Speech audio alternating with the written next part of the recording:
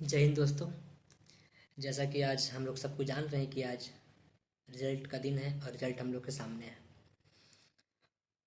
BJP और NDA alliance को भारी नुकसान उठाना पड़ा है और इंडिया अलायंस बहुत ही ज़्यादा उभर कर सामने आती हुई हमें दिख रही है। बहुत से ऐसे कॉन्स्टिट्यूंसी है जहाँ पर बड़े बड़े बीजेपी के नेता हारे हैं और इंडिया अलायंस ने वहाँ पर उनको पूरी तरह से पछाड़ दिया।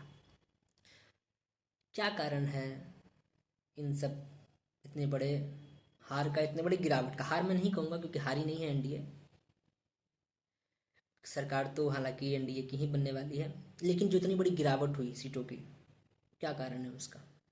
तो आइए कुछ चर्चा करते हैं क्या क्या कारण है।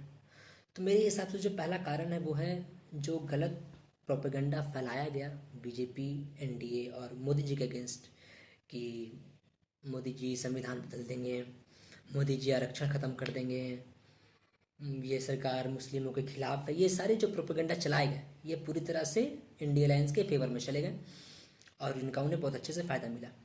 दूसरा कारण है कि बीजेपी के द्वारा खड़े किए गए हरियाणा, उत्तर प्रदेश, इन सभी इलाकों में खड़े किए गए गलत कैंडिडेट, इनका जितना बिल्कुल बिल्कुल भी मुमकिन नहीं था, ये हम पहले भी जान रहे थे।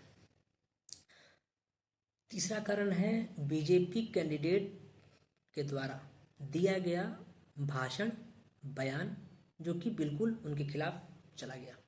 बहुत से ऐसे बयान थे मुस्लिमों के अगेंस्ट की, और कुछ बहुत से ऐसे बयान जो आए वो पूरी तरह से बीजेपी के फेवर में नहीं गया और वो इंडिया अलायंस के फेवर में चला गया।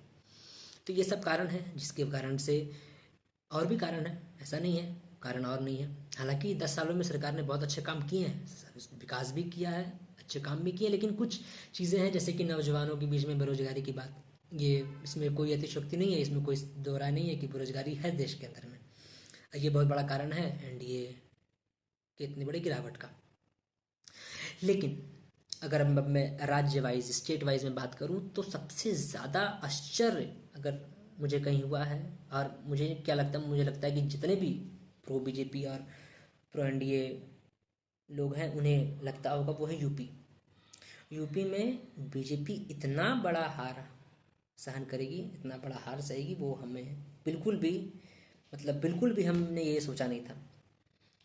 उस जगह पर जहाँ सिर्फ 4 महीने पहले, 4-5 महीने पहले राम मंदिर का उद्घाटन होता है और इतना बड़ा चीज़ होता है यूपी के अंदर में, लेकिन यूपी की जनता ने इस चीज़ को नकार दिया।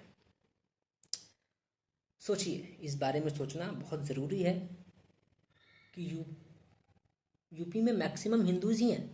जहाँ जहाँ चुनाव हारी है बीजेपी, वहाँ मैक्सिमम हिंदूज़ मेजोरिटी है, फिर भी चुनाव हारी। क्यों? एक तरफ मुस्लिम्स हैं जो एक तरफा धर्म के नाम पर वोट दे रहे हैं, और एक तरफ हम हिंदू हैं जिन्हें सेकुलरिज्म का, लिबरलिज्म का कीड़ा काट के रखा हुआ है। और यही कीड़ा है जो कि हमें 1000 वर्षों तक गुलाम बनाकर रखा। चाहे वो लोधी हो, चाहे वो बाबर हो, चाहे वो अकबर हो, चाहे वो औरंगजेब हो, चाहे वो अंग्रेज हो। यही कारण है कि हम हज़ारों वर्षों के गुलाम सही हमने, और अगर इसी तरह से चलता रहा तो आगे भी सहेंगे। हालांकि यूपी में जो हुआ ये बहुत ही ज़्यादा, मेरे हिसाब से बहुत ही बहुत ही बेकार चीज़ हुई है, क्योंकि यूपी में ही नहीं हारना चाहिए था इतना बड़ा सीट। हालांकि बिहार के अंदर में भी बीजेपी 6-7 सीटें गिर गई है उसकी, क्योंकि जहाँ 2019 के चुनाव में हम देख रहे थे कि तो 40 सीटों में से 39 सीटें बीजेपी जीती थी, लेकिन इस बार सिर्फ 23 पर आ गई है। और उसमें मुझे कोई आश्चर्य नहीं लग रहा है, क्योंकि बिहार के लिए बीजेपी ने उतना बड़ा काम कुछ ऐसा खास किया भी नहीं है। वहीं दूसरी तरफ एमपी पूरी तरह से जीत लिया उन्होंने, उसमें भी मुझे आश्चर्य नहीं, क्योंकि एमपी एक बिहार बीजेपी का गढ़ है। उड़ीसा में इतना अच्छा काम किया, उड़ीसा के अंदर में नवीन पटनायक के किले को ढहा कर रख दिया है बीजेपी ने, और वहाँ पर सरकार भी बना रही है और मुख्यमंत्री भी आई थिंक बीजेपी का ही आने वाले हैं। आंध्र प्रदेश में भी बहुत अच्छा हुआ बीजेपी और एनडीए के लिए। चंद्रबाबू नायडू 16 सीटें जीती उन्होंने। दूसरी तरफ एनडीए ने भी बहुत अच्छा काम किया है और बीजेपी ने भी अच्छी सीटें जीती हैं वहाँ पर। मतलब ओवरऑल एनडीए साउथ में इस बार अच्छा कि केरल, जहाँ पर आज तक बीजेपी एक सीट नहीं जीत पाई थी, इस बार एक सीट उन्हें वहाँ पर भी मिल गई है, जो कि अच्छी बात है। लेकिन बुरी बात क्या है? बुरी बात यह है कि जहाँ हम 400 नारा लगा रहे थे, जहाँ हम 350 का नारा लगा रहे थे, वहाँ हम 300 भी लगभग नहीं पहुँच पाए। तो समीक्षा करनी ज़रूरी है, इस पर आंकलन करना ज़रूरी है। मीटिंग करे बीजेपी एनडीए कि आखिर ऐसा क्यों हुआ। लेकिन जो सबसे सही चीज़ हुई इस चुनाव के अंदर में, जो हमें देखने को मिलती है, वो है कि ये जो ईवीएम हैक का रंडी रोना कर रहे थे ये विपक्षी दल, ये अब शायद ना करें। ये जो हमारी जो चुनावी अस्मिता के ऊपर में, जो हमारे इलेक्शन कमीशन के ऊपर में जो सवाल उठाए जा रहे थे, वो सीधे से खारिज होते दिख रहे हैं हमें। और हमारा लोकतंत्र, हमारे देश का लोकतंत्र बहुत ही मजबूती से आगे आता हुआ दिख रहा है। पूरी दुनिया का नज़र अभी हमारे देश के चुनाव पर है, क्योंकि हमारा देश दुनिया का सबसे बड़ा लोकतंत्र कहलाता है। और एक बार फिर से हमने ये साबित किया है कि हमारे देश का लोकतंत्र सच में बहुत ही महान है और बहुत बड़ा है। यह हमें साफ साफ नज़र आ रहा है। हाँ, इस चुनाव के नतीजे से ये भी साबित हो रहा है कि अगर 2029 का चुनाव बीजेपी हार जाती है तो मुझे कोई भी अतिशयोक्ति नहीं होगी। इसलिए इस 5 सालों में बीजेपी को बहुत ही अलग वे में काम करना पड़ेगा।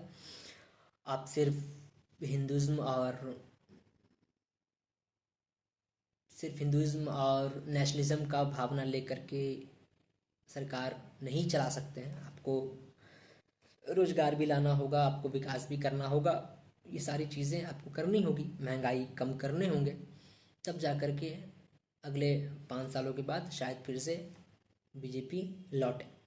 हालांकि मेरे हिसाब से, हालांकि मैं ये नहीं चाहता कि बीजेपी नहीं जीते, इस बिल्कुल जीते, प्रधानमंत्री मोदी जी ही बने, लेकिन एक सही लोकतंत्र के अंदर में ये भी ज़रूरी है कि सरकार बदले। क्योंकि अगर सरकार नहीं बदलेगी तो किसी एक पार्टी का डोमिनेंस हो जाना भी देश के लिए अच्छी बात नहीं है।